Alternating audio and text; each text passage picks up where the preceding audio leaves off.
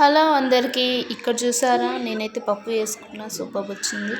First పప్పు కడుక్కొని అందులో టమాటో కోసుకొని ఉప్పు కారం వేసుకొని అండ్ ఇక్కడ నేను మామిడికాయలు వేసుకుంటున్నా కట్ చేసుకొని. ఇక్కడ పప్పు కారం అంతా ఉడికినాక మామిడికాయలు వేసుకుంటున్నాను అనమాట. అండ్ ఇందులోకి పాలకూర మామిడికాయ పప్పు అనమాట. అండ్ ఇందులో పచ్చికారం మంచిగా కలరింగ్ చూడండి. అబ్బా సూపర్ వచ్చింది కదా.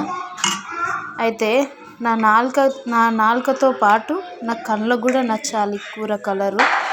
చూడండి ఇట్లా ఎల్లోగా బాగుంది కదా. ఇప్పుడు ఎర్రయి తిని నాలుకకు కళ్ళకు విసుకొచ్చేసింది.